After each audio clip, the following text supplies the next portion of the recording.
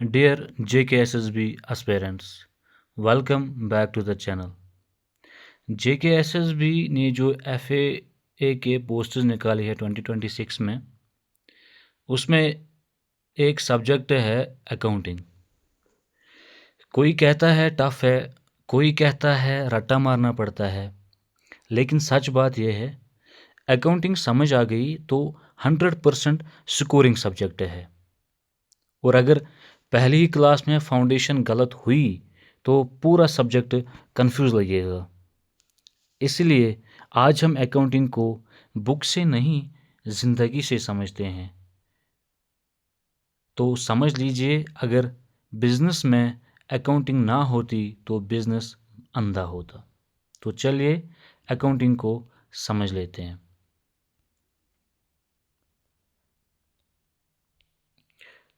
Accounting की definition बताने से पहले मैं आपको एक बंदे की कहानी समझाना चाहता हूँ। हमारी गली का एक लड़का है जिसका नाम आमिर है। बहुत सारे एग्ज़ाम्स के पेपर्स दे देकर थक चुका था, तो उसके पापा ने उसे एक बिज़नेस करने को कहा। तो आमिर क्या करता है, वो एक अपनी ही गली में एक शॉप ओपन करता है। तो शॉप में वो डील किन के साथ करता है, कंज्यूमेबल आइटम्स वो सेल एंड परचेज करता है, जैसे कोलगेट, ब्रशेज़ है, सोप्स है, ऑयल्स है और बहुत सारी चीज़ें। इनका शॉप उसने ओपन कर लिया। तो रोज़मर्रा जो बिज़नेस में उसके सामने जो चीज़ें आ रही थी, जैसे वो सुबह आते ही मॉर्निंग में दुकान खोल लेता था, उसके बाद वो कुछ सेल्स करता था, परचेजेस करता था अपने कुछ कस्टमर्स के साथ। और बहुत सारे कस्टमर्स ऐसे भी आते थे जो उसके साथ सिर्फ बात करके चले जाते थे, कोई सेल नहीं हो रही थी, क्योंकि कस्टमर ऐसे कस्टमर्स उनसे सेटिस्फाई नहीं हो रहे थे। तो और रेंट पे करता है अपनी दुकान की, सैलरी अपने सेल्समैन उसको देता है। ऐसे ही बहुत सारी transactions, thousands of transactions daily basis पे हो रही थी उसके पास। बहुत सारी सेल्स हो रही थी, बहुत सारी परचेज हो रही थी, वो सैलरीज पे करता था, वो रेंट पे करता था। तो अब क्या होता था, इन थाउजेंड्स ऑफ ट्रांजैक्शंस को याद रखना उसके लिए बहुत ही मुश्किल होता था। तो एक दिन उसने सोच के ये डिसाइड किया कि मैं कुछ स्टेप्स उठाऊंगा जिनसे मेरा बिजनेस बिल्कुल बहुत ही बढ़िया चलता रहे। तो उसके लिए उसने जो स्टेप्स उठाए वो मैं आपको बताने की कोशिश करूंगा। दूसरा स्टेप जो उसने उठाया, सेकंड स्टेप, सर पहला स्टेप क्या उठाया, आगे जाके आपको पता चलेगा पहला स्टेप उसने क्या उठाया होगा। हम सेकंड स्टेप से स्टार्ट करते हैं, तो आप वीडियो में बने रहे फर्स्ट स्टेप के लिए। तो सेकंड स्टेप उसने स्टार्ट किया। उसने क्या कहा कि थाउजेंड्स ऑफ ट्रांजैक्शंस तो मेरे बिजनेस में हो रही है, मुझे याद करना बहुत मुश्किल होता है, मैं भूल जाता हूँ। तो उसने क्या किया, उसने he started recording all the transactions. जैसे मिस्टर ए को उसने जो सेल्स किए 20,000 की है, उसने लिखना स्टार्ट किया अपनी बुक पे। उसने लिखा मैंने पे सैलरी की 5,000 एक सेल्समैन को। उसने लिखा मैंने रेंट पे किया 3,000 रुपीज़। ऐसे ही उसने बहुत सारी ट्रांजैक्शंस, सारे ट्रांजैक्शंस का रिकॉर्ड उसने रखना स्टार्ट कर दिया। तो उसका पहला स्टेप क्या था, रिकॉर्डिंग। उसने रिकॉर्ड करना स्टार्ट कर दिया, सेकंड स्टेप जो उसका था। और उसके बाद थर्ड स्टेप उसने क्या उठाया, एक महीने के बाद वो देखता है बहुत सारी ट्रांजैक्शंस है जो सेल्स की है, बहुत सारी ट्रांजैक्शंस है जो परचेजेस की है, बहुत सारी ट्रांजैक्शंस है जो रेंट की है, बहुत सारी ट्रांजैक्शंस है जो सैलरीज की है। और ऐसे ऐसे ही करके बहुत बहुत सारी उसके पास ट्रांजैक्शंस थी जो उसने बुक पे लिखी थी। अब उनको ढूंढना उसको बहुत मुश्किल लग रहा था। सेल्स की ट्रांजैक्शंस पहले पेज पे थी, फिर 5वें पेज पे थी, फिर 10वें पेज पे थी। तो उसको वो ढूंढने में बहुत ही मुश्किल आ रही थी। तो उसने क्या कर दिया, उसने अपने बुक के हर एक सेल्स, परचेजेस, रेंट की, सैलरी की अलग अलग पेज बनाना स्टार्ट कर दिया। तो उसने एक पेज पे अपनी सेल्स, सारी सेल्स महीने की लिख दी, परचेजेस महीने की एक ही पेज पे लिख दी। मिस्टर ए को जो उसने सेल किया उसके सारे सेल्स एक ही पेज पे लिखना स्टार्ट कर दिए, जो उसने सैलरी पे की वो एक ही पेज पे लिखना स्टार्ट कर दिया। तो एक्चुअली आमिर साहब ने क्या किया, उनने उसने ट्रांजैक्शंस को क्लासिफाई करना स्टार्ट कर दिया। कौन सी ट्रांजैक्शन सेल्स की है वो अलग लिखने स्टार्ट कर दिए, उनकी क्लासिफिकेशन अलग कर दी। परचेजेस की जो है उनकी क्लासिफिकेशन अलग कर दी। मिस्टर ए को जो सेल्स हमने किए उनकी अलग कर दी। सैलरी जो हमने पे की उसकी अलग क्लासिफिकेशन कर दी। तो दैट मीन्स कि जो उसका तीसरा स्टेप था वो था क्लासिफिकेशन ऑफ ट्रांजैक्शंस। और चौथा स्टेप जो उसने लिया वो ये था कि अब महीने के बाद जब उसको ये सारी ट्रांजैक्शंस उसने क्लासिफाई कर दिए, अब वो देखने लगा जो मेरी सेल्स हुई, जो परचेजेस हुए, जो मैंने एक्सपेंसेस किए, रेंट पे की, सैलरी पे की, अब एक महीने के बाद क्या मुझे प्रॉफिट हुआ या मुझे लॉस हुआ।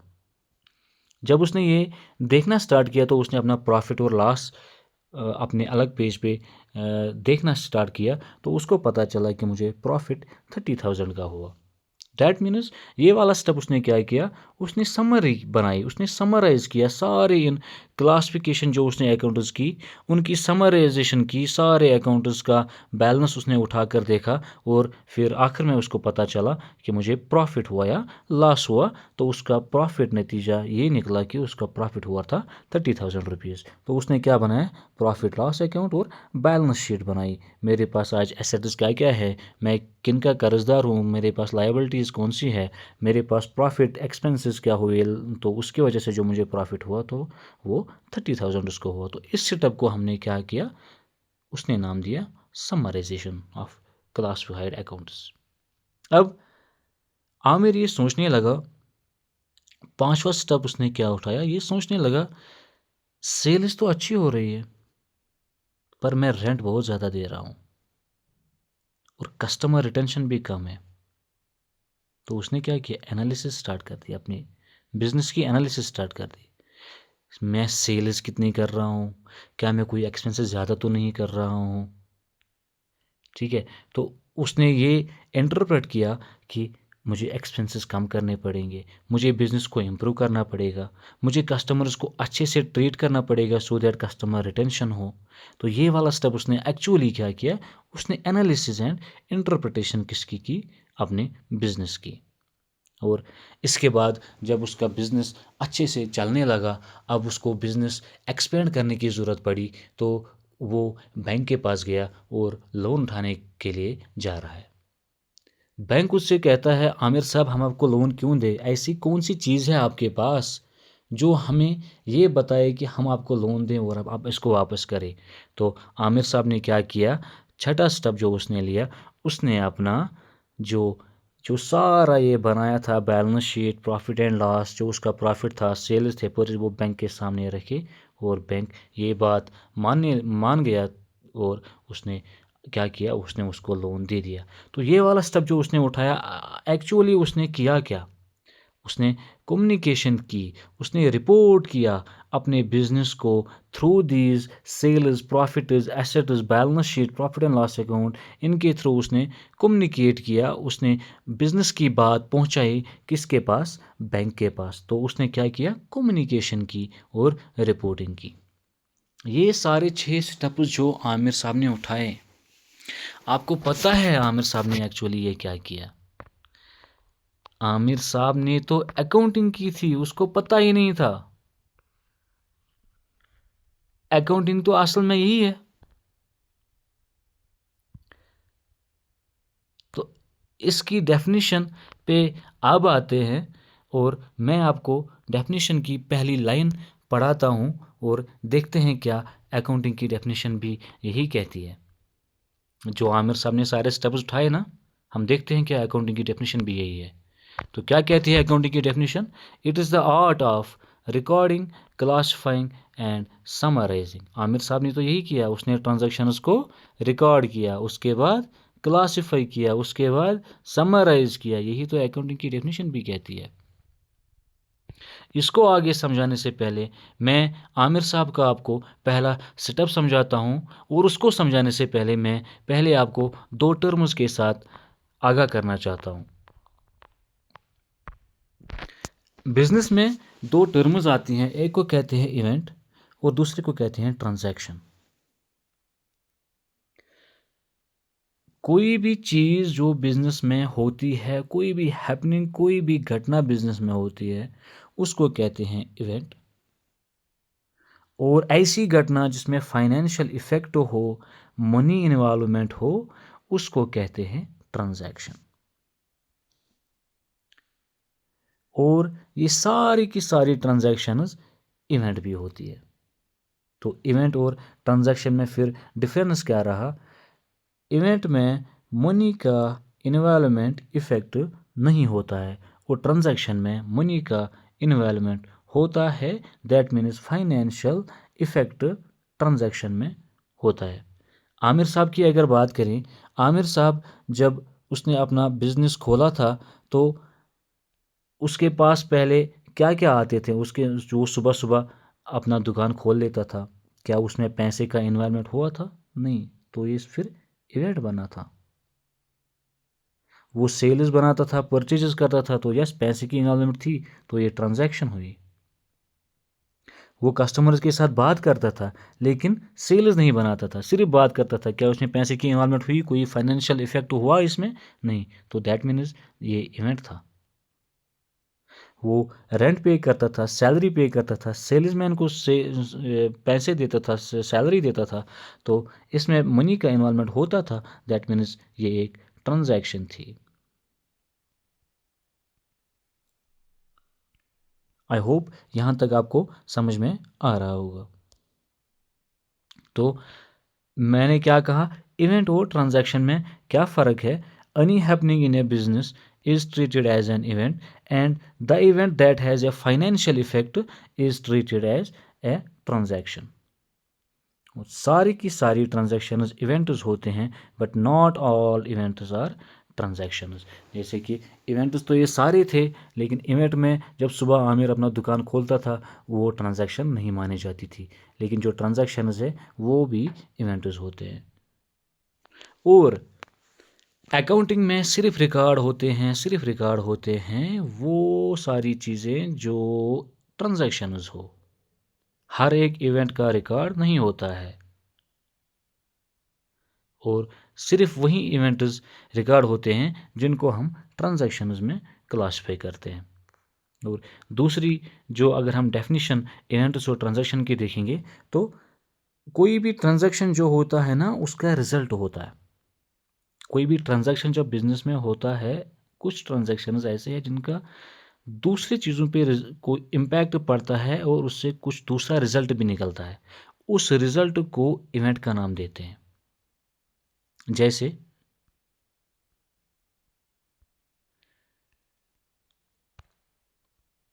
अगर आमिर साहब ने जो गुड्स उसके पास है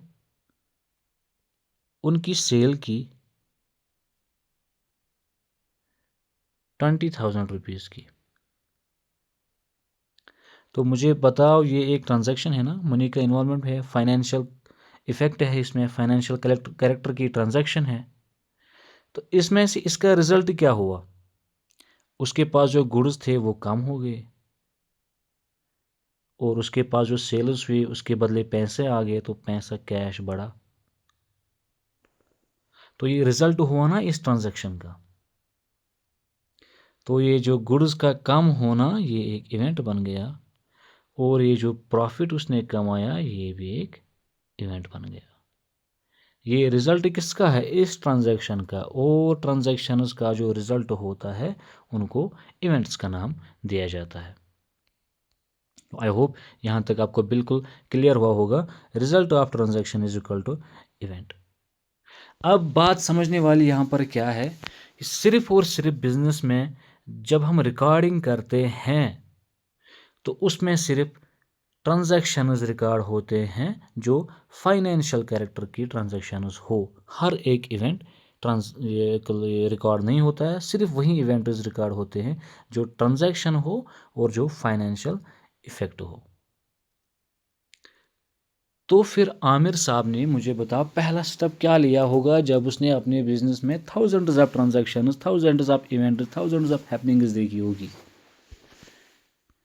पहला स्टेप जो आमिर साहब ने लिया वो था, उसने आइडेंटिफिकेशन स्टार्ट की, कौन कौन सी ट्रांजैक्शंस मुझे रिकॉर्ड करनी है, कौन सी ट्रांजैक्शंस मुझे रिकॉर्ड नहीं करनी है। तो उसका पहला स्टेप जो था वो था आइडेंटिफिकेशन आइडेंटिफिकेशन ऑफ ट्रांजैक्शंस। जैसे उसने आइडेंटिफाई किया, यहाँ पे मैंने सुबह शॉप खोली, क्या ये ट्रांजैक्शन है? बिल्कुल नहीं, कोई पैसों का इन्वॉल्व नहीं, तो मुझे ये रिकॉर्ड नहीं करना है। तो उसने ये वाली पहली वाली एंट्री अपनी बुक्स में रिकॉर्ड नहीं की। दूसरी वाली जो उसने सेल्स और परचेजेस किए वो उसने रिकॉर्ड की, क्योंकि मनी का इन्वॉल्वमेंट था। तीसरा चीज़ जो उसका ट्रांजैक्शन हुई थी, जो इवेंट हुआ था, कस्टमर से बात हुई लेकिन सेल्स नहीं हुई, तो क्या पैसे का इन्वॉल्वमेंट था? कोई फाइनेंशियल इफेक्ट इसमें हुआ था? बिल्कुल भी नहीं हुआ था, तो ये रिकॉर्ड नहीं हुई तीसरी ट्रांजैक्शन। उसने रेंट पे की, सैलरी पे की, पैसों का इन्वॉल्वमेंट था, फाइनेंशियल कैरेक्टर की ट्रांजैक्शन थी, तो ये रिकॉर्ड हो गई। तो पहला चीज़ उसने क्या किया था, उसने आइडेंटिफिकेशन ऑफ ट्रांजैक्शन की। कौन कौन सी ट्रांजैक्शन इवेंट है, कौन सा ट्रांजैक्शन है, कौन किस किस इवेंट के ट्रांजैक्शन से हमें मुझे फाइनेंशियल इम्पैक्ट होता है बिजनेस पे, मनी का इन्वॉल्वमेंट होता है, सिर्फ उसी चीज़ों को मैं रिकॉर्ड करूँगा। तो आमिर साहब ने कौन कौन से स्टेप्स लिए? फिर आमिर साहब ने एक प्रोसेस स्टार्ट करी, जिसमें उसने फर्स्ट स्टेप किया आइडेंटिफिकेशन। किनका? Identification of business transaction. उसके बाद उसने रिकॉर्डिंग की, क्लासिफिकेशन की, फिर समराइजेस की, फिर एनालिसिस और इंटरप्रिटेशन की, फिर कम्युनिकेट किया अपने इस सारे बिजनेस की जो इन बुक्स को इनको कम्युनिकेट किया। तो ये प्रोसेस, ये सारी प्रोसेस थी, इसी को कहते हैं अकाउंटिंग। तो चलिए हम डेफिनेशन पे आते हैं अकाउंटिंग की। What is the definition of accounting? अब यहाँ से हमें मज़ा आने वाला है। Accounting is the art of recording, classifying and summarizing in a significant manner।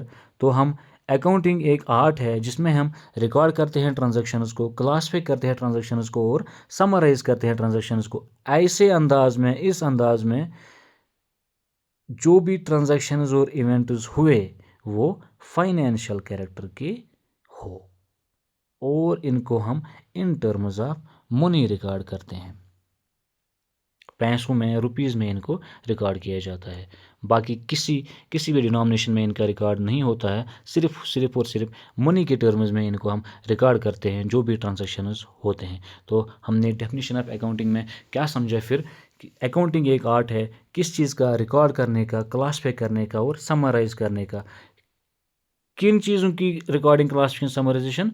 उन ट्रांजैक्शंस और इवेंट्स की जो फाइनेंशियल कैरेक्टर के हो, जो फाइनेंशियल कैरेक्टर के ना हो, उनको हम रिकॉर्ड, क्लासीफाई और समराइज नहीं करेंगे। और ऐसा क्यों करेंगे? सो दैट हम इंटरप्रेट अपने रिजल्ट्स उसके बाद कर सके, सो दैट हम कम्युनिकेट कर सके अपने बिजनेस को। ये डेफिनेशन दी थी American institute of certified public accountants ने। तो what is accounting? It is recording, classifying and summarizing, recording transactions accurately and objectively, classify as inflow and outflow, कौन से सेल्स के हैं, कौन से परचेजेस के हैं, वो सारे उनकी क्लासिफिकेशन करना, और समराइज करना ये थाउजेंड्स ऑफ ट्रांजैक्शन ऐसे अंदाज में, ऐसे मीनिंगफुल वे में अपने, सो दैट जो उसका प्रॉफिट है या लॉस है वो एक मीनिंगफुल और क्वांटिफाइंग इंफॉर्मेशन बने। इसी प्रोसेस को हम अकाउंटिंग कहते हैं। आई होप कि आपको अकाउंटिंग की डेफिनेशन बिल्कुल समझ में आ गई होगी। कोई भी कन्फ्यूजन होगा तो आप रिवाइंड करके देख लीजिए। ये सारा मैंने एक स्टोरी बेस्ड बनाया है आपके लिए, सो दैट आपको अकाउंटिंग में इंटरेस्ट आने लगे और आपको अकाउंटिंग पूरे अच्छे से समझ में आने लगे। तो मैंने आपके लिए इवेंट और ट्रांजैक्शन पे 2 क्वेश्चंस रखे हैं, सो दैट आपको इवेंट और ट्रांजैक्शन में डिफरेंस निकालना आना चाहिए। तो पहला जो मैंने क्वेश्चन रखा आपके लिए, 1 जनवरी में सोहन रेंट पे करता है 5000 रुपीज़। मुझे बताओ ये क्या है? एक इवेंट है, ट्रांजैक्शन है, या दोनों हैं, या कुछ नहीं? देखिए ये एक सिंपल ट्रांजैक्शन है, पैसों का इन्वॉल्वमेंट हुआ, यस 5000 रुपीज़ का इन्वॉल्वमेंट हुआ, it is a simple transaction, तो इसको हम ट्रांजैक्शन मानेंगे। और दूसरा क्वेश्चन जो हमारा है, कहता है कि on March 2025 after sale of goods worth ₹20,000 Sohan is left with closing inventory of 10,000। तो क्वेश्चन क्या कहता है कि सोहन के पास पहले कुछ इन्वेंट्री थी, उसने सेल किए ₹2,000 के, सेल करने के बाद इस सेल की वजह से अब उसके पास इन्वेंट्री रहेगी 10,000 की। तो मुझे बताइए, सेल जो थी ये ट्रांजैक्शन थी, यहाँ तक सेल ऑफ गुड्स हुए 2,000 का, 2,000 मनी में बिजनेस में आ गई, तो एक ट्रांजैक्शन बन गई, पैसों का इन्वॉल्वमेंट हुआ। लेकिन इसका रिजल्ट क्या था? रिजल्ट ये था कि उसकी इन्वेंट्री घट के अब 10,000 तक पहुंच गया। अब उसकी इन्वेंट्री सिर्फ कितनी बची? 10,000 की, क्योंकि आधी तो उसने बेच ली, 2,000 की तो उसने बेच ली। तो ये वाला जो पार्ट था ये क्या है? ट्रांजैक्शन है या इवेंट है? This is an event because it is a result of the transaction of sale of goods. तो मैंने जो आपको अभी समझाया था कि जो ट्रांजैक्शन का रिजल्ट होता है उस रिजल्ट को हम इवेंट कहते हैं। यहाँ पर जो सेल गुड्स का हुआ ₹2,000 का, ये एक ट्रांजैक्शन है और इसका रिजल्ट ये हुआ कि उसके पास अब इन्वेंट्री बची सिर्फ 10,000 की। तो this will be treated as an event. I hope आपको इवेंट और ट्रांजैक्शन में डेफिनेशन ये डिफरेंस पता चल गया होगा। ये एक डिबेटेबल इशू है, इसमें बहुत सारे बच्चों को कन्फ्यूजन भी होता है, लेकिन आपके लिए जो एसएसबी में आपको ज़रूरत है, बस इतना ही ज़रूरत है, आप ये दो चीज़ें याद रखो। इवेंट होता है जो भी बिज़नेस में होता है, हमेशा जो भी हैपनिंग्स होते हैं हर रोज़मर्रा में, वो उनको इवेंट्स कहते हैं, और जो फाइनेंशियल कैरेक्टर के होते हैं उनको ट्रांजैक्शंस कहा जाता है। तो हमने अभी तक क्या समझा? जो मैंने आपको आमिर साहब की ये प्रोसेस, जो अकाउंटिंग की डेफिनेशन मैंने बताई ना, आइडेंटिफिकेशन करना ट्रांजैक्शंस का, उसके बाद रिकॉर्डिंग करना, उसके बाद क्लासीफाई करना, उसके बाद समराइज़ करना, समराइज़ करने के बाद इंटरप्रेट एंड कम्युनिकेशन करना, ये एक प्रोसेस है। इसी प्रोसेस को कहते हैं अकाउंटिंग प्रोसेस। तो अकाउंटिंग प्रोसेस में क्या आता है, मैंने इस स्टोरी में आपको सारी अकाउंटिंग की इंट्रोडक्शन सब कुछ दे दी है। अब बस आपको इनको डॉट्स को कनेक्ट करना है। तो अकाउंटिंग प्रोसेस क्या होती है? फर्स्ट स्टेप इसमें आता है आइडेंटिफिकेशन ऑफ फाइनेंशियल ट्रांजैक्शंस। अब जो बिजनेस को फाइनेंशियल ट्रांजैक्शंस आइडेंटिफाई करने हैं, वो किस बेसिस पे करेगा? वो कैसे देखेगा कोई जो ट्रांजैक्शन है ये मुझे रिकॉर्ड करनी है या नहीं है, ये फाइनेंशियल ट्रांजैक्शन है या नहीं है? उसके लिए बिजनेस में यूज़ होते हैं source documents. Source documents as an evidence of transaction. ये ट्रांजैक्शन है या नहीं है, इसका एविडेंस, इसका सबूत कौन देता है? वो देता है सोर्स डॉक्यूमेंट। सोर्स डॉक्यूमेंट्स क्या होते हैं? जैसे रिसीट्स होते हैं, वाउचर्स होते हैं, इनवॉइसेस होते हैं। अगर हम किसी बिजनेस को कोई चीज़ सेल करना है या उसने किसी चीज़ की पेमेंट की, तो उस पेमेंट के बदले वो रिसिप्ट लेता है ना कस्टमर से, पेमेंट की रिसिप्ट, तो वो प्रूफ बनता है, वो एक सोर्स डॉक्यूमेंट है कि हाँ पेमेंट हैज़ बिन मेड। और वही डॉक्यूमेंट देख के फिर अकाउंटेंट क्या करता है? रिकॉर्ड करता है, आइडेंटिफाई करता है कि yes this is a financial transaction, this is a financial character of transaction and it needs to be recorded in books of accounts. और इसके बाद मेजरमेंट होती है किसमें? इन टर्म्स में ऑफ मनी। ऐसी ट्रांजैक्शन जो मनी में मेजर हो, सिर्फ वही हम रिकॉर्ड करते हैं। जैसे फॉर एग्जांपल, अगर आरसीबी विराट कोहली को सेल करता है 10 crore, 20 crore, 50 crore, what ever would be the amount, अगर आरसीबी उसको सेल करता है किसी दूसरी फ्रेंचाइज को, तो क्या आरसीबी सेल अमाउंट रिकॉर्ड करेगा या उसके अवार्ड्स रिकॉर्ड करेगा या उसके सेंचुरीज रिकॉर्ड करेगा, उसकी 50s रिकॉर्ड करेगा? क्या वो ये लिखेगा अपनी बुक्स में कि हमने विराट कोहली को ट्रेड किया दूसरी फ्रेंचाइज के साथ on the basis of thousands of awards, on the basis of 100 centuries? नहीं, वो रिकॉर्ड करेंगे सेल अमाउंट अपने बुक्स में। तो हम ट्रांजैक्शंस को जब मेजर करते हैं, उनको हम सिर्फ मेजर करते हैं इन टर्म्स ऑफ मनी, पैसों में। यहाँ पर बिजनेस में पैसे बात करता है, बाकी जो भी है वो कोई काम की नहीं होती है। It also becomes the limitation of the accounting, वो हम आगे जाके देख लेंगे।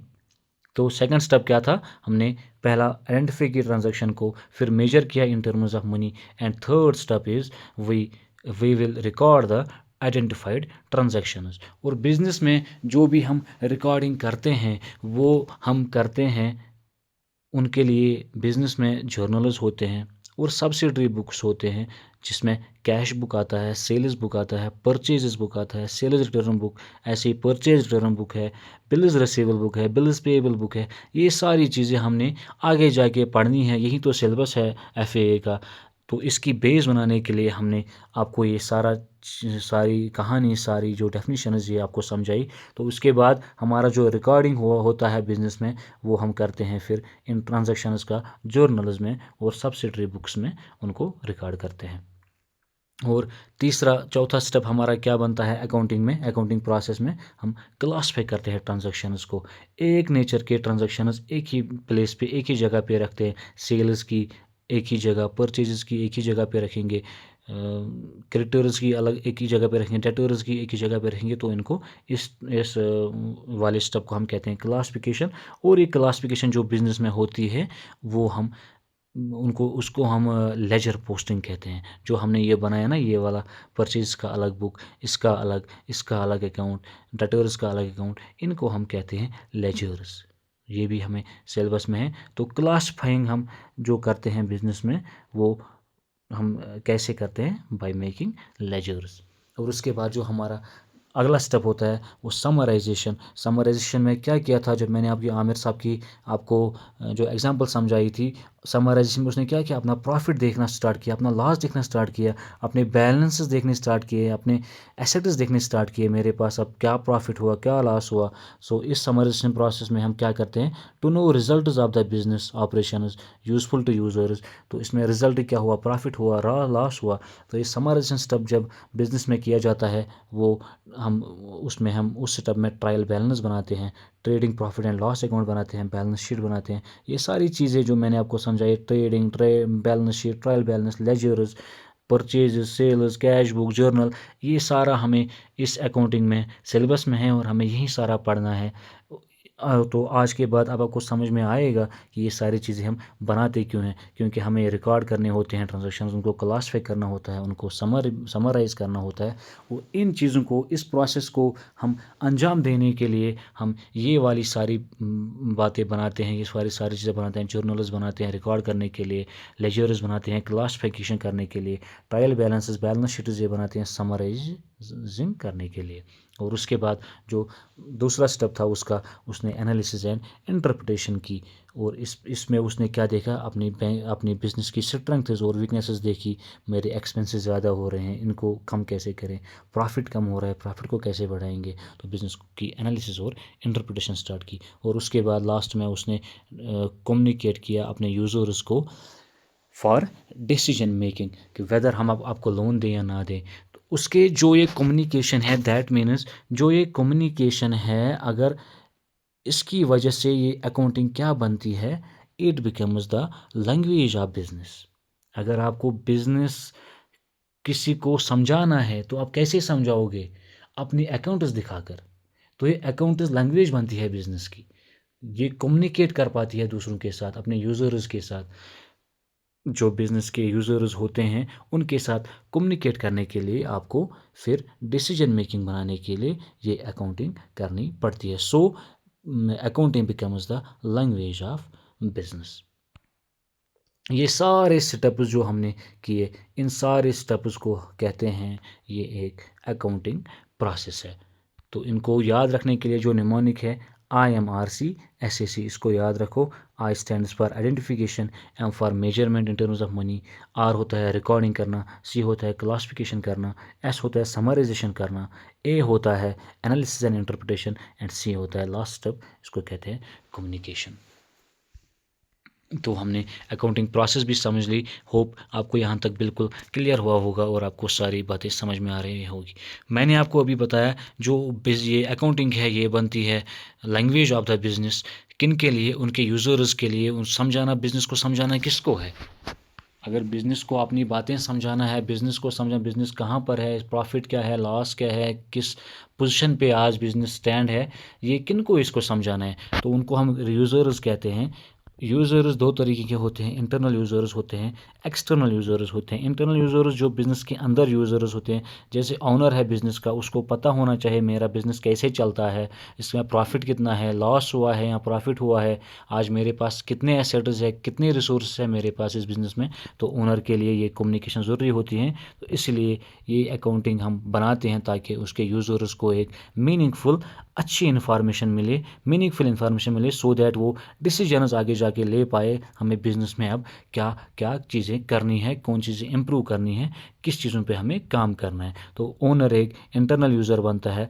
मैनेजमेंट जो होती है बिज़नेस के अंदर जो इंटरनल में जो मैनेजमेंट होती है, उनको बिज़नेस की कम्युनिकेशन ज़रूरी है, इसलिए उनके लिए अकाउंटिंग बनाई जाती है। जो एम्प्लॉयज़ के लिए ये अकाउंटिंग बनाई जाती है। एम्प्लॉयज़ को तो सैलरी मिलती है, उनकी सैलरी हाइक होती है या रिड्यूस होती है किस पे, बिज़नेस की परफॉर्मेंस के। तो इनको भी जानना ज़रूरी है कि हमारा बिज़नेस कैसे परफॉर्म करता है, कितना प्रॉफिट है, क्या लॉस है, ताकि ये भी उसमें बिल्कुल अपना जो सैलरी है उसकी हाइक या डिप देख सके। और दूसरे यूज़र्स होते हैं उनके एक्सटर्नल यूज़र्स कौन बनते हैं, क्रेडिटर्स बनते हैं, इन्वेस्टर्स बनते हैं, टैक्स अथॉरिटीज़ बनती है, पब्लिक होती है और गवर्नमेंट होती है।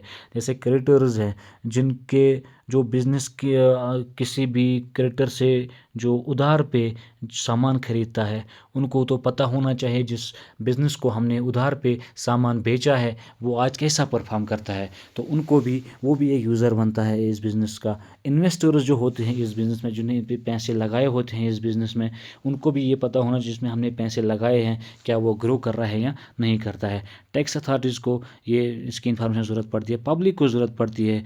पब्लिक अपना पैसा अगर चाहती है इस बिज़नेस में डाले, तो उसको भी तो पता होना चाहिए बिज़नेस ग्रो करता है या नहीं, हमारे पैसे कहीं वो खा ना जाए। और गवर्नमेंट को भी ये इसकी बिज़नेस की अकाउंट्स ज़रूरत पड़ती है ताकि वो गवर्नमेंट पॉलिसीज़ इन बिज़नेस के लिए निकाले। तो ये बनते हैं users of accounting. So in users की वजह से इन यूज़र्स को अगर कम्युनिकेशन करनी पड़ती है बिज़नेस की कि बिज़नेस कहाँ पर है, इसकी पोजीशन क्या है, तो उसके लिए हमें अकाउंटिंग की ज़रूरत पड़ती है सो दैट ये इन इंटरनल और एक्सटर्नल यूज़र्स के लिए एक डिसीजन मेकिंग करने के लिए एक टूल बन जाए। तो आई होप यहाँ तक आपको बिल्कुल समझ में आ रहा होगा और सारे कंसेप्ट्स क्लियर हो रहे होंगे। और हमारा जो अगला टॉपिक है वो है अकाउंटिंग साइकिल। जो हमने ये सारे स्टेप्स लिए उनको एग्जीक्यूट भी करना है ना बिज़नेस को। बिज़नेस हम कह रहे हैं कि आइडेंटिफाई करें, रिकॉर्ड करें, क्लासिफाई करें, इनको करें कैसे? तो इनको किया जाता है थ्रू अकाउंटिंग साइकिल। जो मैंने अभी आपको समझाया, हम पहले रिकॉर्ड करते हैं ट्रांजैक्शंस को, तो कैसे करते हैं, जर्नल में करते हैं। उसके बाद क्लासिफाई करते हैं, तो कैसे करेंगे, लेजर्स बनाएंगे। उसके बाद इन लेजर्स को हम बैलेंस, जो उन लेजर्स जो हमने लेजर्स बनाए थे उसकी जो आखिर में बैलेंस होगी, उसको बैलेंस करके हम ट्रायल बैलेंस बनाते हैं। और उसके बाद उसका इनकम स्टेटमेंट बनाते हैं और बैलेंस शीट बनाते हैं। ये स्टेप्स हैं, ये सारे स्टेप्स जो है इसी को कहते हैं अकाउंटिंग साइकिल। ये हर एक पीरियड में रिपीट होता है, जर्नल से स्टार्ट होकर बैलेंस शीट तक हर एक अकाउंटिंग पीरियड में रिपीट होता है, इसलिए इसको साइकिल कहते हैं। सो a complete sequence of accounting procedures repeated in each accounting period, इसको कहते हैं अकाउंटिंग साइकिल। अकाउंटिंग पीरियड क्या होता है, अकाउंटिंग पीरियड है एक साल का पीरियड होता है। जैसे फाइनेंशियल ईयर अगर हमारे 1 अप्रैल से 31 मार्च तक जो भी ये पीरियड आता है इसको कहते हैं अकाउंटिंग पीरियड। और 1 अप्रैल से हम अपना जो बुक्स अकाउंटिंग की बनाना स्टार्ट करते हैं, जर्नल बनाएंगे, उसके बाद लेजर्स बनाएंगे, उसके बाद हम बैलेंसिंग करेंगे इन लेजर्स की, फिर ट्रायल बैलेंस बनाएंगे, फिर इनकम स्टेटमेंट बनाएंगे, फिर बैलेंस शीट बनाएंगे। और जब अकाउंटिंग पीरियड यहाँ तक ख़त्म हो जाएगा उसके बाद हम नेक्स्ट अकाउंटिंग पीरियड फिर से जर्नल बनाएंगे, दूसरे अकाउंटिंग पीरियड की फिर लेजर्स बनाएंगे। तो ये एक साइकिल बनता है अकाउंटिंग पीरियड में जो रिपीट होता है। और यही है स्टेप्स अकाउंटिंग प्रोसेस को इम्प्लीमेंट करने के लिए जो हमें स्टेप्स उठाने पड़ते हैं, एक सर्कुलर स्टेप जो हमें उठाने पड़ते हैं उसी को कहते हैं अकाउंटिंग साइकिल। जैसे जर्नल्स में हम आइडेंटिफिकेशन जब करेंगे जर्नल में, हम फिर उसको ट्रांजैक्शन उसको रिकॉर्ड करेंगे ट्रांजैक्शन उसको, फिर क्लास पे करने के लिए लेजर्स का इस्तेमाल करेंगे, फिर trial balance income statement summary बनाने के लिए उनको इस्तेमाल करेंगे। आई होप कि अकाउंटिंग साइकिल भी आपको समझ में आ रहा होगा। नाउ अब अभी तक हमने क्या देखा, ये बहुत ही इंपॉर्टेंट है एग्ज़ाम के लिए, एसएसबी के लिए। आपको ये एक समरी की तरह अपने नोट्स में लिख लीजिएगा। तो हमने क्या किया, हमने अकाउंटिंग की डेफिनेशन देखी, अभी तक हमने अकाउंटिंग की प्रोसेस देखी जिसमें हमने ये सारे स्टेप्स देखे। हम आइडेंटिफिकेशन करेंगे, कैसे करेंगे, इवेंट्स की, ट्रांजैक्शन की जो फाइनेंशियल नेचर के हो उन्हीं की आइडेंटिफिकेशन करेंगे। फिर रिकॉर्डिंग करेंगे किसमें, जर्नल में और सब्सिडरी बुक्स में। उसके बाद क्लासिफिकेशन करेंगे किसमें, लेजर्स में। और उसके बाद समराइजेशन करेंगे कैसे, ट्रायल बैलेंस बना के, प्रॉफिट एंड लॉस स्टेटमेंट बना के, बैलेंस शीट बना के। और उसके बाद एनालिसिस और कम्युनिकेशन जो करेंगे, ये सारा एक अकाउंटिंग प्रोसेस बनता है। और इसमें जो हम ये जर्नल्स बनाते हैं, लेजर्स बनाते हैं, ट्रायल बैलेंसेस बनाते हैं, प्रॉफिट लॉस बनाते हैं, इस सारे को हम कहते हैं अकाउंटिंग साइकिल। जर्नल बनाना, लेजर बनाना, बैलेंसिंग करना, ट्रायल बैलेंस बनाना, उसके बाद प्रॉफिट लॉस बनाएंगे, उसके बाद बैलेंस शीट बनाएंगे। ये सारे हम स्टेप वाइज करते हैं। तो अकाउंटिंग साइकिल स्टार्ट होता है जर्नल से और एंड होता है बैलेंस शीट पे और कम्युनिकेशन पे। और तीसरा पॉइंट हमने क्या समझा, accounting is the language of business. Accounting business की एक लैंग्वेज है। अगर बिजनेस को किसी को समझना है कि आज बिजनेस किस पोजीशन पे है तो क्या है, वो जानने के लिए उसकी लैंग्वेज अकाउंटिंग बनती है। और हम वही ट्रांजैक्शंस रिकॉर्ड करेंगे जो फाइनेंशियल कैरेक्टर के हो, और वो ट्रांजैक्शंस रिकॉर्ड करेंगे सिर्फ इन टर्म्स ऑफ मनी। तो अभी तक हमने ये सारी चीज़ें समझ ली, ये बेसिक जो हमें अकाउंटिंग में ज़रूरत पड़ेंगी, अकाउंटिंग हम करते क्यों हैं, किस चीज़ के लिए करते हैं। तो आज आपको सारा समझ में आ गया होगा ये अकाउंटिंग हम किस चीज़ के लिए करते हैं। अब इसके बाद हम समझेंगे ये अकाउंटिंग आई कैसे और इसके टाइप्स क्या है। देखिए, अकाउंटिंग स्टार्ट एंशिएंट सिविलाइजेशन से ही हो गई थी। और जब फिर सिविलाइजेशन बढ़ती गई, ट्रेड बढ़ता गया, और जो ये अकाउंटिंग का डिसिप्लिन था, जो अकाउंटेंसी थी, ये भी इवॉल्व होने लगी। इंडियन सिविलाइजेशन में एक बुक लिखी गई है अर्थशास्त्र, ये लिखी है चाणक्य ने। इसका दूसरा नाम है कौटिल्य जी, इसको कहते हैं। इसने एक बुक लिखी अर्थशास्त्र, जिसमें उसने अकाउंटिंग और बुक कीपिंग को मेंशन किया था। ये इंडियन सिविलाइजेशन में, ये आप याद रखना, कभी भी आ सकता है। तो जो पहले अकाउंटिंग, जो ये सिविलाइजेशन बढ़ती गई, ट्रेड बढ़ता गया, तो अकाउंटिंग ने भी अपनी इवॉल्वमेंट देखी। तो पहले स्टीवारशिप अकाउंटिंग हुआ करती थी, उसके बाद फाइनेंशियल अकाउंटिंग ने जन्म लिया, उसके बाद एडवांसमेंट हुई कॉस्ट अकाउंटिंग तक, और उसके बाद मैनेजमेंट अकाउंटिंग आ गई। तो चलिए हम पहला स्टेप जो स्टीवारशिप अकाउंटिंग थी वो हम देख लेते हैं। स्टीवारशिप अकाउंटिंग, देखिए ग्रीस में जो थे ना, कुछ एरिस्टोक्रेट्स थे, रिच एरिस्टोक्रेट्स थे। जब ग्रीस में एरिस्टोक्रेसी चल रही थी तो उसमें कुछ रिच एरिस्टोक्रेट्स थे, ये वेल्दी पीपल हुआ करते थे। इनके पास जो वेल्थ थी उसको केयर करने के लिए, केयर टेकर बनाने के लिए वो स्टीवार्ड्स को एम्प्लॉय करते थे। और इस स्टीवार्ड्स क्या करते थे, ये मैनेज करते थे सारी प्रॉपर्टी, इन रिच एरिस्टोक्रेट्स की ट्रांजैक्शंस इनके मैनेज करते थे, इनके डेट्स मैनेज करते थे। तो इसीलिए ये फर्स्ट स्टेप बना, इसको कहते थे स्टीवार्डशिप अकाउंटिंग। जो रिच एरिस्टोक्रेट्स को ने जो एम्प्लॉय किए थे अपने लिए स्टीवार्ड्स, सो दैट वो उसकी प्रॉपर्टी का केयर टेकर बने, उनके ट्रांजैक्शंस हैंडल करें, उनके डेट्स हैंडल करें, उनकी प्रॉपर्टी की देखभाल करें, वो मैनेज करें। तो वहाँ से अकाउंटिंग की स्टार्ट हो गई, और इसको कहा जाता था स्टीवार्डशिप अकाउंटिंग, बिकॉज इसमें स्टीवार्ड्स एम्प्लॉय किए जाते थे। उसी ज़माने में एक मॉन्क था जिसका नाम था ल्यूका डी बर्गो पैसियोली। इसने 1494 में एक बुक लिखी जिसका नाम था सुम्मा। उसी बुक में उसने मेंशन किया डबल एंट्री बुक कीपिंग। ये आप याद रखना, मे बी कभी आ सकता है। ये थ्योरेटिकल क्वेश्चंस एसएसबी भी बहुत सारे पूछता था, आज तक पूछे हैं। तो अगर आपको ये डबल एंट्री बुक कीपिंग जो है ये अकाउंटिंग का एक सिस्टम है, इसको हम ये सिलेबस में है आपके, हम आगे जाके देख लेंगे डबल एंट्री बुक कीपिंग क्या है। अभी तक आप सिर्फ ये याद रखो कि एक मॉन्क था जिसका नाम था लूका डी बर्गो पासोली, उसने एक बुक लिखी थी जिसका नाम था सुम्मा, उसमें डबल एंट्री बुक कीपिंग का जो मेंशन किया गया था, इसलिए इस लूका डी बार्गो पैसियोली को father of double entry book keeping कहा जाता है। तो जब सिटी वार्डशिप अकाउंटिंग ख़त्म हो गई तो इसके धीरे धीरे एडवांसमेंट में इंडस्ट्रियल रेवोल्यूशन आने लगा। ग्रीस में जब इंडस्ट्रियल रेवोल्यूशन आया तो जो बिज़नेस था वो बहुत बढ़ने लगा, लार्ज स्केल बिजनेस आ गए, जॉइंट स्टॉक कंपनीज आ गई। तो फिर क्या हुआ, उनके पास एक लीगल ओब्लिगेशन बन गई कि वो अपनी फाइनेंशियल पोजीशन जो उनकी आज है वो डिस्क्लोज करें, उनको वो बताना पड़ता था कैसे बैल। तो इसीलिए उसने उनने फाइनेंशियल अकाउंटिंग में क्या किया, प्रॉफिट लॉस अकाउंट और बैलेंस शीट जो हमने समराइजेशन स्टेप में अभी देखा था, तो वो फॉलो करना पड़ा उनको उनको ताकि वो फाइनेंशियल पोजीशन जो है उनकी बिज़नेस की, उसकी सारी इंफॉर्मेशन, रिलायबल इंफॉर्मेशन वो लोगों को दे, ताकि उसके कंपनी की, उस बिज़नेस की जो असली पोजीशन समझ में आने लगे, ताकि क्योंकि वो बहुत ही हाई लेवल पे बिज़नेस अब करना स्टार्ट किए गए थे जब इंडस्ट्रियल रेवोल्यूशन हुआ था।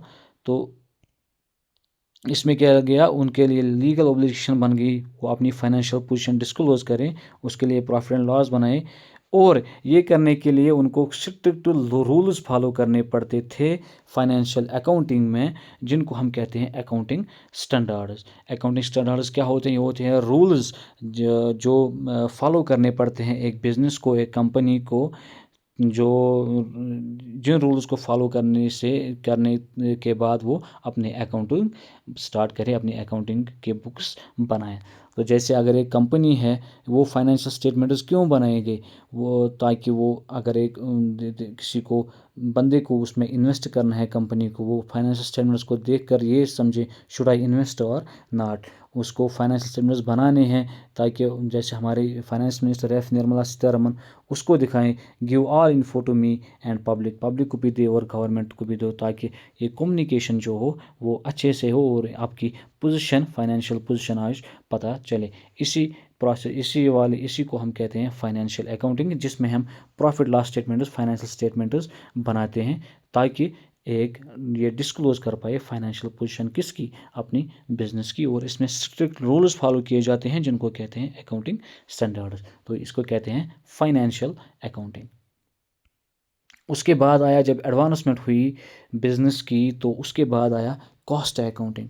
जब इंडस्ट्रियल रेवोल्यूशन के बाद scientific techniques were developed to minimise cost and increase efficiency and profit of the firms. जब इंडस्ट्रियल रेवोल्यूशन के बाद फिर जब बिज़नेस को ये देखना था कि मुझे अपना प्रॉफिट बढ़ाना है, कैसे बढ़ाएं, अपने एक्सपेंसेस कम करने हैं, कैसे करें, तो वो उन्होंने वजूद में क्या लाया, कॉस्ट अकाउंटिंग, सो दैट वो कास्ट को मिनिमाइज़ कर पाए और अपनी एफिशिएंसी को मिनिमाइज इंक्रीज़ कर पाए। तो कास्ट अकाउंटिंग में क्या किया जाता है, कास्ट्स को मैनेज किए जाते हैं, जो भी हमें कॉस्ट लगता है गुड्स प्रोड्यूस करने में, उनको बनाने में, उस कॉस्ट को थोड़ा मिनिमाइज़ किया जाए, ऐसे ऐसे स्टेप्स उठाए जाए ताकि वो कॉस्ट मिनिमाइज़ हो, एक्सपेंसेस कम हो और प्रॉफिट्स बढ़ें और एफिशिएंसी बिजनेस की बढ़ जाए। उसके बाद इवॉल्वमेंट हुई मैनेजमेंट अकाउंटिंग तक। ये मैनेजमेंट अकाउंटिंग इसलिए डेवलप हुई सो दैट जो इंटरनल मैनेजमेंट है अपनी बिज़नेस की, वो अच्छे से डिसीजंस ले पाए, जैसे वो बजटिंग कैसे करे और कास्ट अकाउंटिंग कैसे करे, ये सारा आता है मैनेजमेंट अकाउंटिंग के। अगर आईफोन के फाउंडर को ये देखना है आईफोन को हम कितने अमाउंट पे सेल करें, ये सारा आता है cost accounting and management accounting को। ये डिसाइड करना इसको किस अमाउंट पे सेल किया जाए, ये सारा जो मैनेजमेंट अकाउंटिंग में आता है। इसके बाद जो हम देखते हैं कि जो ये अकाउंटिंग हम करते हैं, इसकी कुछ एडवांटेजेस भी हैं और कुछ लिमिटेशंस भी हैं। जो हम फाइनेंशियल अकाउंट्स, हमारे सिलेबस में फाइनेंशियल अकाउंटिंग है और कास्ट अकाउंटिंग थोड़ा सा है, उसका बेसिक है। तो अब हम इसके एडवांटेजेस देखते हैं। देखिए हमने अभी देखा ये अकाउंटिंग हम करते क्यों हैं, ताकि इससे एक बिज़नेस अच्छा डिसीजन ले पाए। इन्हीं को पढ़ के, फाइनेंशियल स्टेटमेंट्स को पढ़ के, बैलेंस शीट को पढ़ के, प्रॉफिट लॉस स्टेटमेंट्स को पढ़ के एक डिसीजन ले पाए अपनी मैनेजमेंट अपने बिजनेस को ग्रो करने के लिए। तो इसका एडवांटेज ये बनता है, अकाउंटिंग इसलिए की जाती है ताकि डिसीजन मेकिंग हो, इंफॉर्मेशन इन्वेस्टर्स और क्रिएटर्स तक एक रिलायबल इंफॉर्मेशन पहुँचे, उनको ये पता चले जिस बिज़नेस में हम इन्वेस्ट करते हैं या जिनको हमने कर्ज़ पे ये सामान दिया है वो बिज़नेस आज कैसे परफॉर्म करता है, ये भी इसका एडवांटेज है अकाउंटिंग के। लीगल रिक्वायरमेंट भी ये फुलफ़िल करते हैं। अगर कोई डिस्प्यूट होता है बिज़नेस में तो उसको कोर्ट में आप अकाउंटिंग पेश कर सकते हैं और उसके एविडेंसेस दिखा सकते हैं। तो ये लीगल रिक्वायरमेंट्स भी फुलफ़िल करता है। और एनालिसिस और परफॉर्मेंस जो फाइनेंशियल पोजीशन है आज बिज़नेस की, वो भी इससे हो सकती है। तो ये सारे एडवांटेजेस हैं बिज़नेस के। बहुत सारे advantages, but these are the main advantages of doing accounting. इस अकाउंटिंग की कुछ लिमिटेशंस भी है। देखिए हमने अभी आपको बताया कि ये फाइनेंशियल ट्रांजैक्शंस को रिकॉर्ड करता है, लेकिन मुझे बताओ ये बिज़नेस में बहुत सारे वर्कर्स हैं, मैनेजमेंट है, अपनी बहुत ज़्यादा मेहनत लगाते हैं, उस मेहनत को कहीं पर रिकॉर्ड ही नहीं किया जाता। ये क्वालिटेटिव एलिमेंट्स को बिल्कुल इग्नोर करती हैं। मैनेजमेंट की क्वालिटी क्या है, वर्कर्स के पास कैसे स्किल्स है, ये सारे इग्नोर होते हैं। ये इसकी एक लिमिटेशन है। ये ये एक बहुत बड़ा पार्ट बनता है एक बिज़नेस में, जो मैनेजमेंट, एक काबिल मैनेजमेंट हो, काबिल वर्कर्स हो, उनके पास स्किल्स हो, लेकिन से उनको कहीं पर रिकॉर्ड नहीं किया जाता है। इसके पास 10 पॉइंट्स के स्किल है, इसके पास 10 पॉइंट्स के managerial decisions power making ability है, वो सारे कहीं पर लिखे नहीं जाते हैं। सिर्फ जो बात होती है इसमें पैसों की होती है, और क्वालिटेटिव एलिमेंट्स जो है इसमें वो बिल्कुल भी उन पे कोई ज़ोर नहीं दिया जाता है, वो बिल्कुल इग्नोर किए जाते हैं। और दूसरी इसकी लिमिटेशन क्या है, accounting is not fully exact. Accounting exact नहीं होती है, टोटली एग्जैक्ट होती है बिल्कुल, लेकिन टोटली एग्जैक्ट नहीं होती है। देखिए हमने अभी कहा आपको, जब हमें अकाउंट की जो ट्रांजैक्शंस है वो रिकॉर्ड करने होते हैं, तो उनको हम रिकॉर्ड करते हैं on the basis of source documents. हमें कुछ एविडेंस चाहिए, लेकिन कुछ ऐसे ट्रांजैक्शंस हैं जिनको एविडेंस की ज़रूरत नहीं पड़ती है। जैसे अगर बिज़नेस ने कोई मशीन खरीदी, अब उसको देखना है ये मशीन मुझे कब तक काम आएगी, 10 साल चलेगी, 5 साल चलेगी, 15 साल चलेगी। वहाँ पर सिर्फ एस्टिमेट लगाया जाता है कि चलो मान लेते हैं ये 10 साल चलेगी, क्या पता 5 ही साल बिजनेस में ये मशीन चल पाई फिर। तो ये एग्जैक्ट नहीं है। उस यूज़फुल लाइफ ऑफ एसेट जो हम देखते हैं, 10 साल हम रिकॉर्ड करते हैं, 20 साल रिकॉर्ड करते हैं, सो दैट इस पर डेप्रिसिएशन हम चार्ज करें, वो भी हम डेप्रिसिएशन आगे जाके पढ़ेंगे।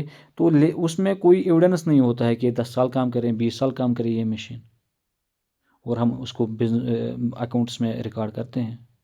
तो ये फुल्ली एग्जैक्ट नहीं होती है।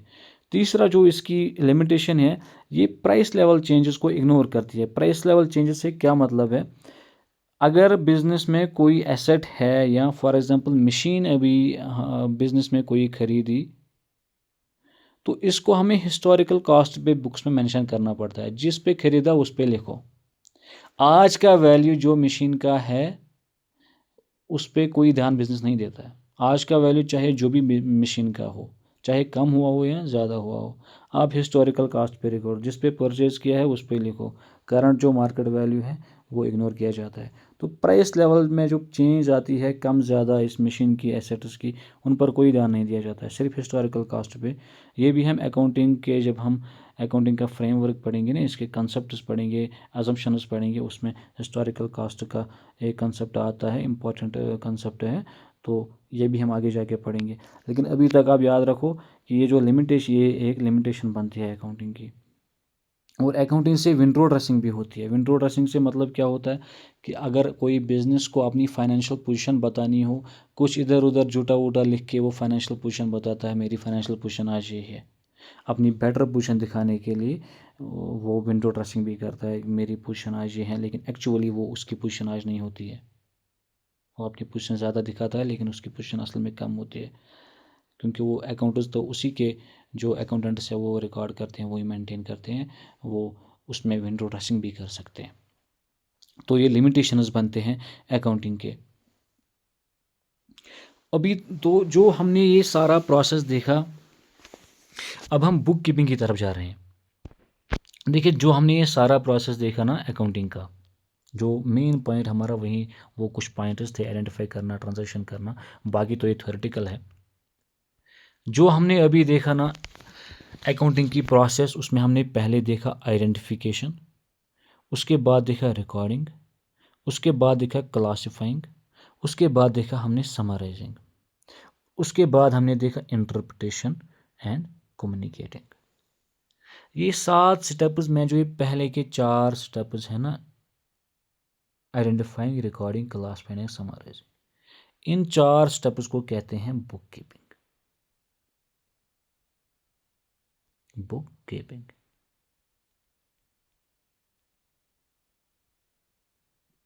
Identification of transactions, recording of transactions, classifying of transactions, and summarizing of classified transactions is these 4 steps. This process is known as bookkeeping.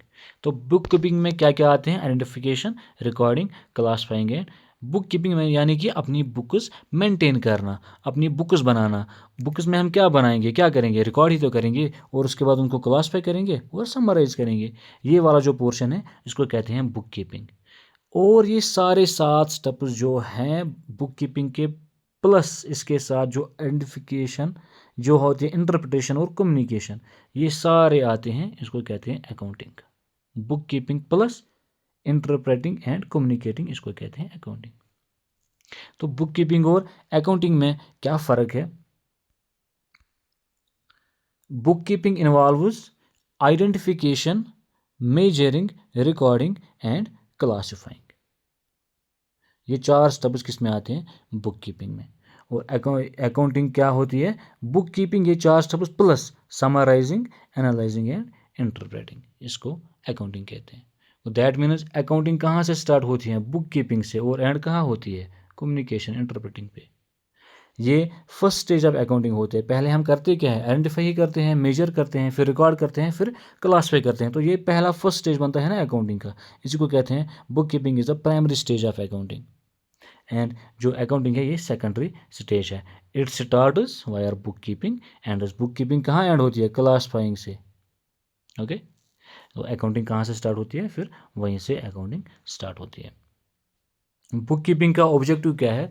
इसका ऑब्जेक्टिव है to maintain systematic record. Record ही तो हम maintain करते हैं। ये 4 स्टेप्स करने से हम क्या करते हैं? अपने रिकॉर्ड तो मेंटेन करते हैं, ट्रांजेक्शन को मेंटेन करते हैं, रिकॉर्ड करते हैं, क्लासिफाई करते हैं, तो अपने सिस्टम रिकॉर्ड्स को हम मेंटेन करते हैं। इसका जो मेन पर्पस होता है, इसका ऑब्जेक्टिव होता है फाइनेंशियल परफॉर्मेंस बिजनेस की बताना। जो हम प्रॉफिट लॉस अकाउंट बनाते हैं, किस में बनाते हैं? समराइजिंग में। जो हम बैलेंस शीट बनाते हैं, किस में बनाते हैं? समराइजिंग में। ये दिखाते क्या हैं? प्रॉफिट कितना है, लॉस कितना है। बैलेंस शीट में दिखाता है एसेट्स क्या है, उसके पास लायबिलिटीज़ कितने हैं। तो ये आज की पोजीशन बनाता है, बताता है बिजनेस की क्या है। तो ये एसेट क्या है करता है? फाइनेंशियल परफॉर्मेंस, और कम्युनिकेट करता है यही इन्फॉर्मेशन। अगर बैंक को देखना है आपका बिजनेस क्या करता है, अगर इंटरनल यूजर्स को देखना है आपका बिजनेस आज किस पोजीशन पे है, तो वो क्या देखेगा? प्रॉफिट लॉस स्टेटमेंट और बैलेंस शीट। उसको इस जर्नल के साथ कुछ नहीं है, ये बुक कीपर का काम है, सिर्फ रिकॉर्ड मेंटेन करना। उसके बाद जो बिज़नेस को हम कम्युनिकेट करते हैं, उसको इंटरप्रेट करते हैं, बिज़नेस की पोजीशन देखते हैं, वो सारा फिर आता है समराइजिंग एंड इंटरप्रेटिंग में। इसलिए इसको कहते हैं, ये इसका ऑब्जेक्टिव क्या होता है? फाइनेंशियल परफॉर्मेंस बताना। और बुक कीपिंग की जो ऑब्जेक्टिव होता है वो सिर्फ रिकॉर्ड्स को मेंटेन करना होता है। और जो बुक कीपिंग है, रिकॉर्ड्स मेंटेन करना, ये जूनियर स्टाफ, एक कंपनी में जो जूनियर स्टाफ होता है वो ये बुक कीपिंग करता है, ट्रांजैक्शंस को रिकॉर्ड करता है, उनको क्लासिफाई करता है, जर्नल्स बनाता है, लेजर्स बनाते हैं। ये सारा काम जूनियर स्टाफ हैंडल करता है। और जो फिर फाइनेंशियल पोजीशन बिजनेस की बताता है, प्रॉफिट लॉस अकाउंट बनाता है, बैलेंस शीट्स बनाते हैं, उनकी इंटरप्रिटेशन करता है, कैश फ्लो स्टेटमेंट्स बनाता है, वो सारा सीनियर स्टाफ बनाता है। और ये सारे स्टेप्स किस में आते हैं? ये सारे स्टेप्स अकाउंटिंग में आते हैं। इसमें कोई स्पेशल स्किल रिक्वायर नहीं होता है जो बुक कीपिंग करता है, बस उसको आना चाहिए जर्नल्स कैसे बनाते हैं, लेजर कैसे बनाते हैं, और वो बना के अपना काम कर देता है। तो इसमें जो बुक कीपर होता है उसको कोई स्पेशल स्किल की ज़रूरत नहीं होती है, लेकिन इसमें स्पेशल स्किल्स की ज़रूरत पड़ती है। ये एक रूटीन जॉब है, रोज़मर्रा का काम है, रोज़ ट्रांजैक्शंस होती हैं, रोज़ लिखना होता है, रोज़ रिकॉर्ड करना होता है। तो ये एक रूटीन जॉब है, लेकिन ये एनालिटिकल जॉब है, ये रूटीन वाला जॉब नहीं है। इसमें एनालिसिस की बहुत ज़्यादा ज़रूरत पड़ती है। जो बुक कीपर होता है, जो बुक कीपिंग करता है, वो अकाउंटेंट का काम कभी नहीं चेक करता, लेकिन जो अकाउंटेंट होता है वो बुक कीपर का काम ज़रूर चेक करता है, क्योंकि ये सीनियर स्टाफ होता है, ये जूनियर स्टाफ होता है। सीनियर स्टाफ को जूनियर स्टाफ का काम ज़रूर चेक करना होता है, कहीं गलती वो नहीं करता। क्योंकि अगर बुक कीपिंग में गलती हो गई, रिकॉर्ड ट्रांजेक्शन्स में गलती हो गई, 10,000 के बजाय 5,000 लिख दिए, 10,000 के बजाय 1 लाख लिख दिए, तो प्रॉफिट और लॉस पे उस पर फ़र्क पड़ता है। सो इसलिए अकाउंटेंट जो होते हैं वो बुक कीपर का काम चेक करते हैं, लेकिन बुक कीपर अकाउंटिंग का काम चेक नहीं कर सकता, क्योंकि वो तो एक जूनियर स्टाफ है, उसको उसके पास स्किल्स नहीं है ऐसे, और वो ये काम बिल्कुल भी नहीं करता है। तो आज जो हमने जो देखा अकाउंटिंग, ये उसकी जो थी बेसिक, उसके टर्मिनोलॉजीज जो थे, उसके बेसिक डेफिनेशन जो थी, और इसका प्रोसेस कैसे होता है अकाउंटिंग को, जो हम आगे जाके पढ़ेंगे, वो क्यों पढ़ेंगे, किस लिए पढ़ते हैं, ये सारा आज हमने देखा। तो अगर मैं एक लाइन में ये अकाउंटिंग आपको बताऊं क्या है, तो ये एक कहानी है। किस चीज़ की कहानी? ये एक कहानी है, पहले पहचानो, फिर लिखो, फिर जोड़ो, फिर समझो, और फिर दिखाओ। दैट मीन्स आइडेंटिफाई करो, रिकॉर्ड करो, क्लासिफाई करो, समराइज करो, इंटरप्रेट करो एंड कम्युनिकेट करो। It is called accounting. So thank you so much for your patience. और अब इसके बाद जो हमारा टॉपिक होगा, वो जो भी टर्म्स बिज़नेस में इस्तेमाल होते हैं, इम्पॉर्टेंट टर्म्स, जिनके ऊपर फिर सारा जर्नल लेजर बनाया जाता है, उन्हीं टर्म्स को हम अगले टॉपिक्स में देखेंगे और बिल्कुल डीपली देखेंगे। So keep subscribe the channel so that you won't miss any lectures.